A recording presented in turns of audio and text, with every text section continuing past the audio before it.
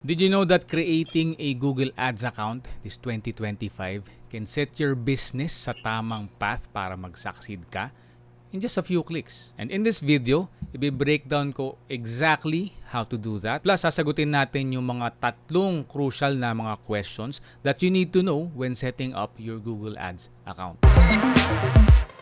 Unang-una sa mga tanong na yan is paano nga ba tayo mag-create ng Google Ads account this 2025? So, i-walk through ko kayo sa every step from signing up to configuring your account settings. Pangalawa, meron bang mga new requirements for setting up this 2025? So, i-explore natin yung mga latest changes such as yung pagkakaroon ng verified na payment methods and enhanced conversion settings. Pangatlo, ano yung setup at mga hakbang na sobrang essential para sigurado na magsasucceed yung setup ng Google Ad mo. So, I'll also show you how to avoid yung mga common mistakes sa pagsasetup ng ating Google Ad account to make sure also na optimal yung magiging performance niyan. Hey everyone, Carlos Obaldo here and I've been doing freelancing and digital marketing for the past 12 years. And today, ituturo ko sa inyo yung tamang pag-setup ng Google Ad account mo para sigurado na wala kang kaba, wala kang duda na tama ang setup niyan. Okay, so ang unang gagawin natin is punta ka sa Google at i-search mo Google Ads. Alternatively, pwede ka rin pumunta dito sa link na ito, somewhere dito sa screen ko, and I'll make sure na isama yan sa description box below. So yung top result will bring you to the starting page. And note na dito may makikita kang offer. Pero iba-iba rin yan, depende sa country. So sa maraming countries at sa US, mag-show siya ng additional offer if you scroll down.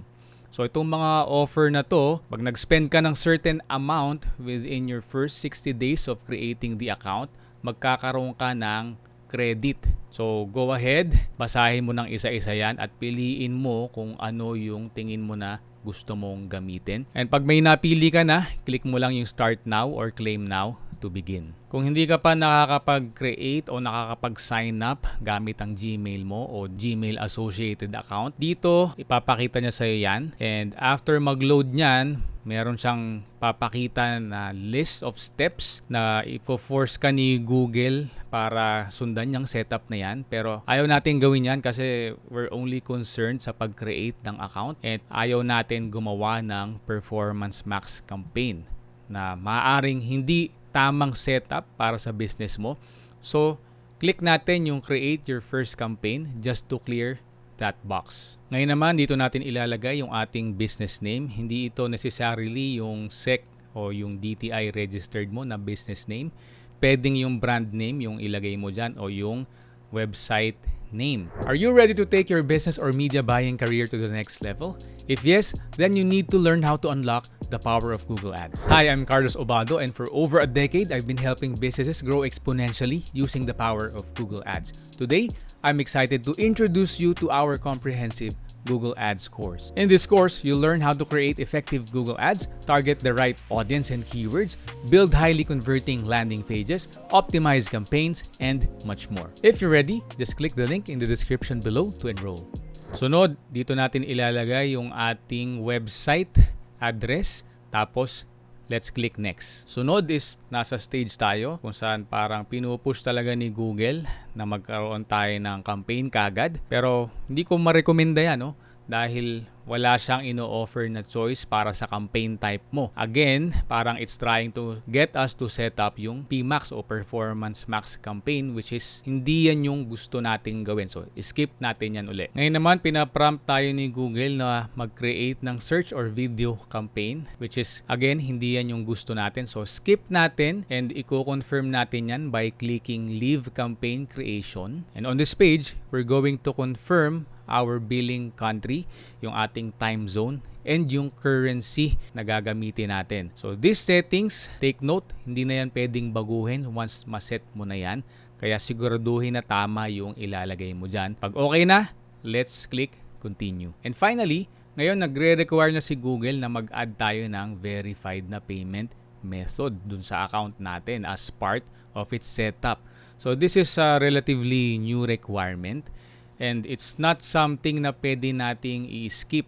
So make sure na ready yung credit card mo. Lalo na in the US, normally they will charge mga $50 na i-refund din naman nila within a week. Okay, so sa bandang baba nito, Google is asking us kung gusto ba natin ng personalized guidance from one of their experts. Ngayon, meron akong sariling opinion ko about that, and we can discuss that sa ibang video because I want to keep this video short. So select mo yung no and then click submit. Okay, so created na yung ating account dito. And once again, Google is trying to push the next steps on us. Pero if you want to click next, ang mangyayari dyan is bibigay niya sa'yo yung instructions para install mo na yung Google Tag dun sa website mo. Pero itong video na to is not about that. So let's skip that part and let's just click X and click I'll do this later. And one final page to go. Let's agree to turn on yung enhanced conversions. So basically, nagbibigay ito ng legal permission kay Google na magkolekta ng data sa ating mga website visitors. And also, this is very crucial and necessary if you wanna get the best out of yung Google's optimization, which is super critical yan if you want to scale. So let's agree to that and continue to your account. And once again, confirm that we'll set up your Google Tag later on. And now finally, andito na tayo sa ating account. So ganun lang mag-create ng ating Google Ad account para sa business mo. And yung next step na dito is to set up conversion tracking para makikita mo yung mga sales o leads na na-generate within your Google Ads account. So I have a full tutorial about that. So dito lang i-flash natin somewhere sa taas ng screen. And I'll make sure to leave a link sa description box below this video.